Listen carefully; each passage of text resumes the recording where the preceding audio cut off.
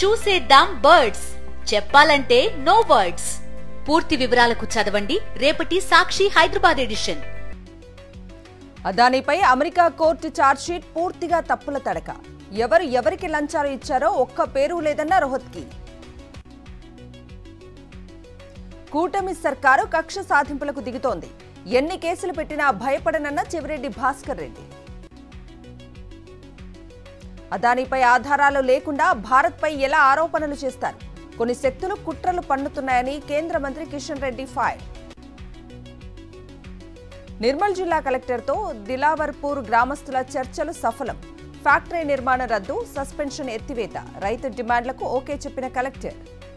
కూటమి ప్రభుత్వం ప్రజలకిచ్చిన హామీలను గాలికి వదిలేసింది. గడిచిన 6 నెలల్లో అబద్దాలు ప్రచారం చేయటం తప్ప చేసిందేమీ లేదన్న ఎమ్మెల్సీ బొమ్మి ఇజ్రాయెల్.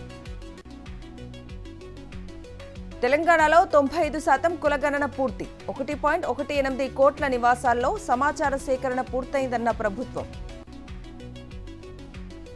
ఈ నెల 30వ తేదీ నుంచి 7 వరకు రాష్ట్ర వ్యాప్తంగా బీఆర్ఎస్ గురుకుల బాట కార్యక్రమం.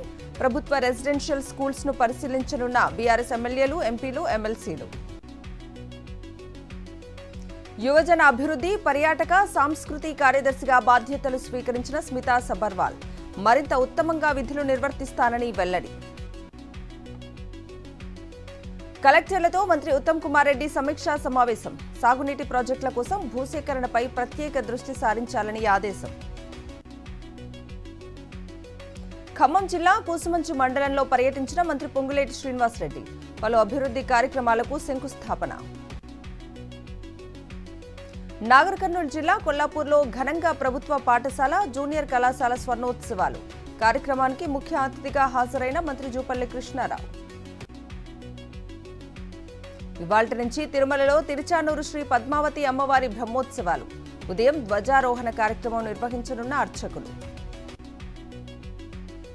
హైదరాబాద్ లగ్డికపూల్లోని పలు రెస్టారెంట్లలో ఫుడ్ సేఫ్టీ అధికారుల సోదాలు. కుళ్లిపోయిన చికెన్, ఎక్స్పైర్ అయిపోయిన పదార్థాలు గుర్తింపు, నిబంధనలు పాటించిన రెస్టారెంట్లకు నోటీసులు.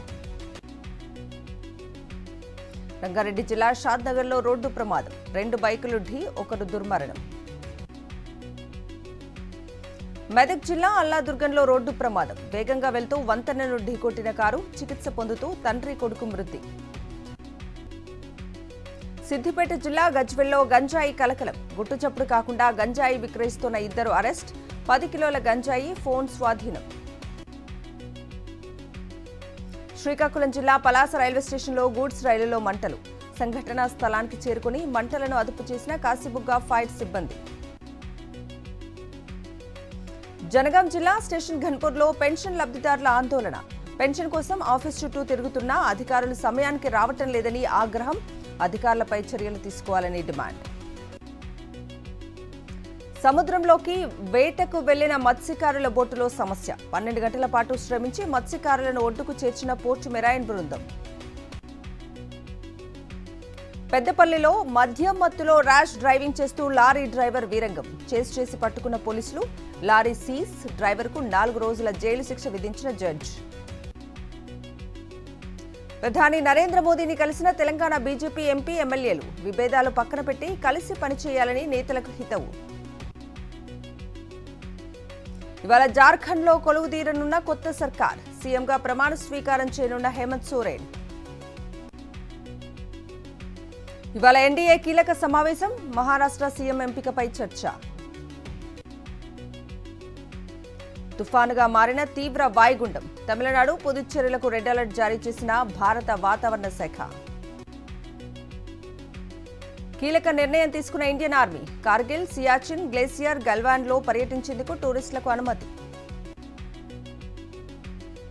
తమిళనాడులో ఫెంగల్ తుఫాను బీభత్సం. మైలదత్తు రైలులో కుప్పకూలిన పాత భవనం. ఉత్తరప్రదేశ్లోని కనౌజ్లో ఘోర రోడ్డు ప్రమాదం. ఆగ్రా లక్నో ఎక్స్ప్రెస్ వేపై అదుపు తప్పి డివైడర్ను ఢీకొట్టిన కారు. 5 విద్యార్థులు దుర్మరణం. ప్రపంచంలోనే అత్యంత వృద్ధుడు కన్నుమూత. 112 ఏళ్ల వయసులో మరణించిన ఆల్ఫ్రెడ్ టెన్నిస్ వుడ్. జపాన్లోని నోటోలో కంపించిన భూమి. భూకంప తీవ్రత రెక్టార్ స్కేల్పై 6.4గా నమోదు. ప్రపంచ చెస్ ఛాంపియన్షిప్ 3వ రౌండ్లో గుకేష్ గెలుపు. ఓడిన డిఫెండింగ్ ఛాంపియన్ టింగ్ లిరెన్.